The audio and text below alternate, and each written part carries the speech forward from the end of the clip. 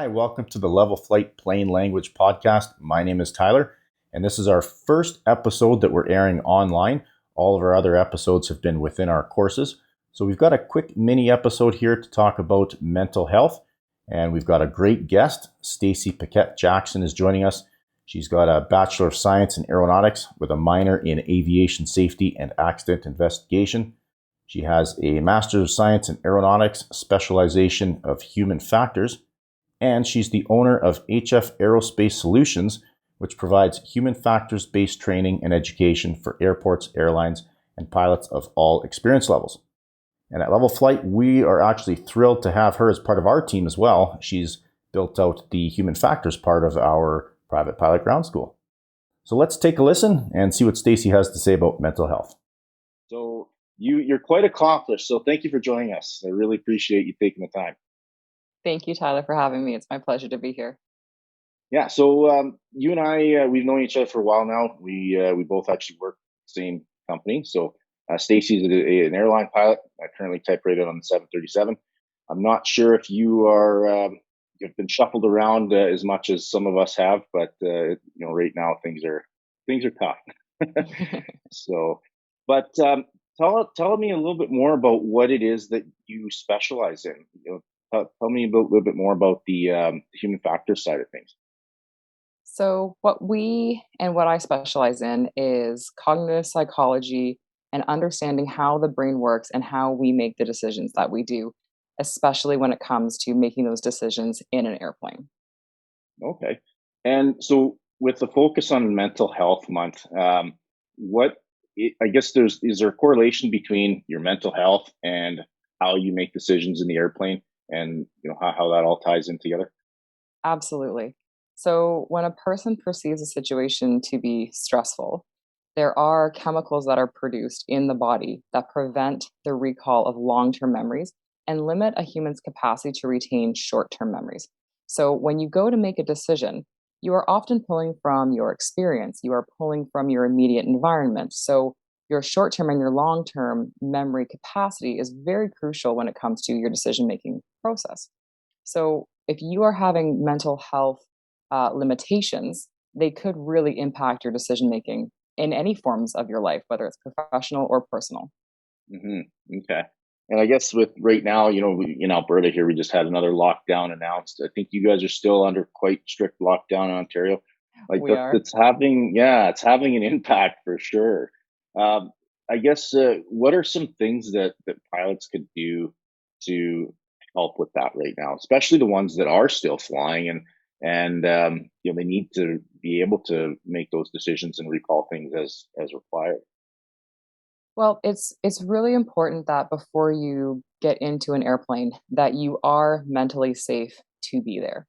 So we always have those acronyms like the I'm safe checklist. And if for whatever reason you feel like you're just not up to your 100% self today, it's always best to call in and say that you're unwell or unable to go to do your flight on that given day.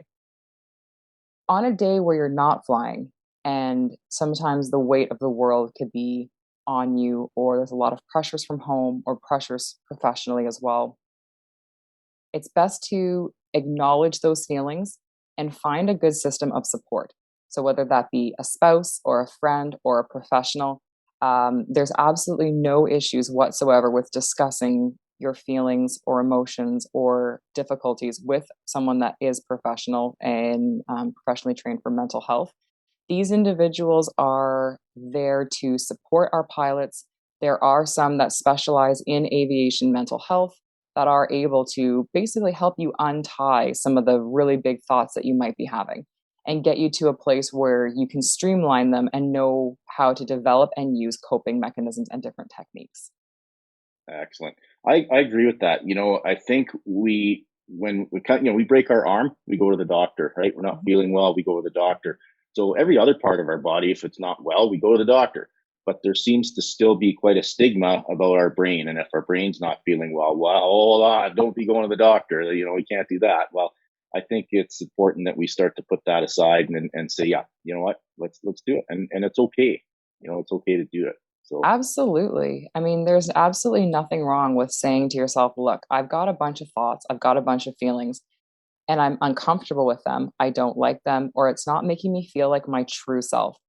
How do I get these untangled, or how do I get these sorted out, or how do I cope with some of the crazy things that are going on and still going on in our world? How do I Mhm. sort that out? And when you go find a professional, you can explain to them, like, look, this is the kind of work that I do. I'm having some issues dealing with some of the things that are going on in my life right now. Can you just listen to me vent? Can you just hear me pour my heart out? Hear me just give you all the crap that's going on and help me figure out how to make sense of this.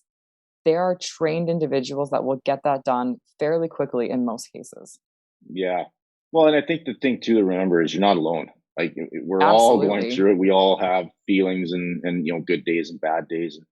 And I think just talking to a buddy, could go a long ways. That Absolutely. up. Reaching So out to friends for support, your spouse for support, mhm. other colleagues that have been furloughed or terminated for support. And even if it's just a good venting session, oftentimes that can really, really help alleviate some of the pressure, because instead of it all being twist and turned and kept inside, just letting it out into the universe is enough sometimes.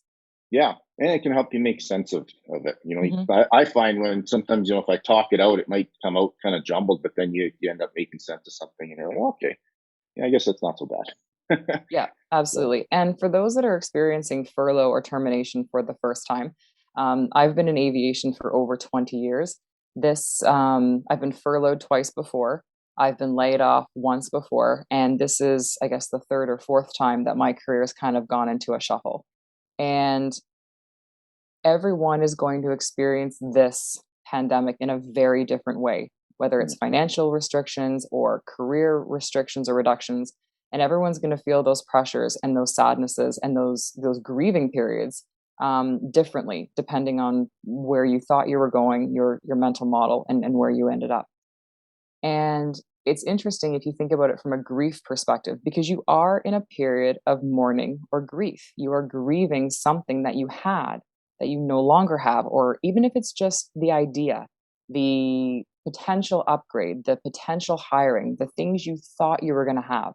So it is like Absolutely. going through a period of grief, and it's okay to acknowledge that and move through the different motions of grief as you're working towards a solution. I agree. I think that's a great way of putting it. You are grieving it, and there's a lot of different emotions running around. So, yeah, thank you for that. Absolutely. So when it comes to HF Aero Solutions, what is it that what kind of supports or what sort of things can that your company do to provide support or assistance to other companies that are out there that might be struggling to maybe support their people or maybe individuals looking for support? Is there something that you guys are able to do? If you're sitting idle right now wondering what to do, you could always hop on to an advanced human factors course, or companies could get us to do a program for them so that people aren't just sitting idle if they're home for the summer or they're just waiting, that they could always do these training programs to kind of keep their skills, improve their skills, like while they're waiting to come back to flying. Could always do that. You know what? I agree 100% with that. I think one thing to help get through this is to stay involved, stay active. Mhm. Whether you're just doing something, even if it's not aviation related, if you're doing something to better yourself or keep your mind engaged, that itself can help you. If it is aviation related, then you're improving your skills, you're improving your abilities where you can while we wait, right? So I think Absolutely. that's a So great this idea. question's been asked several times of me. They say, "Well, Stacey, what can we do while we're waiting?" Or, "What am I going to do when I have to interview in a few years?" And I took several years out of aviation. And my answer is, what you're doing right now, whether it's FedEx courier, whether it's stay-at-home dad or stay-at-home mom, whether you are working at a bar, not working at all, collecting unemployment insurance, find something every day and just get a little journal or even a wall calendar, and every day write down one thing that you think made you a better pilot, a better dispatcher, a better air traffic controller, a better person in aviation. So, for example, today I had many things happening at once. We had some online school malfunctions. Technically, we had another professional obligation that we had to cover. We had to get my son to daycare on time. So there were many different elements. And I thought back to myself, how does this relate to aviation? And what I had to do is I had to prioritize. So what needed to be done right now? And it went back to my aviate, navigate, communicate. What I did was I flew the airplane first. Okay, let's get everybody just under control, focused on what they're doing to get out the door. Navigate. Who's going to go where? Who's going to do what? And then communicate. Call in the big guns. Call my mom for some help. Call my sister for event session. Talk to my daughter's teachers. Talk to my professional obligations, and just say, my apologies. I'm running about 5 minutes late. And that's how I brought that back to aviation. So no matter what you're doing, you're going to explain that resume gap that you're going to have for the 1 to 2 years that you haven't flown. But you're going to be able to say, every day I reflected on what I learned and how I could bring that back to aviation.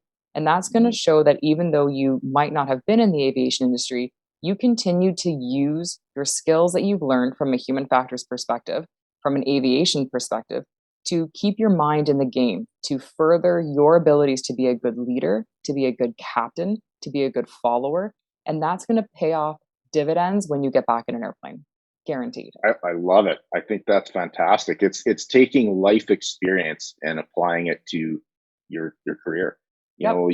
I know people that have gotten into law enforcement, for example, at age 40, and the comment was, do they want me? I have no experience. And it's like, well, actually you do. You have tons of life experience. So aviation is no different.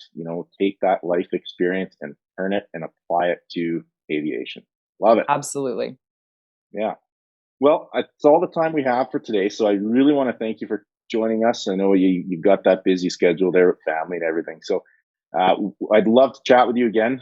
You and we could probably chat all day on human factors and whatnot. Easily. So, yeah. So we'll do that again. But thanks for joining us. I'm going to put a link on our site or on our Facebook page so that people can contact you at HF Aero Solutions. And maybe we can even throw up a link there for some of the supports and stuff you had mentioned with regards to professional help if anybody does need to talk to somebody. So thank you Sounds again. great. Appreciate it. Thanks, Tyler. Have a great week.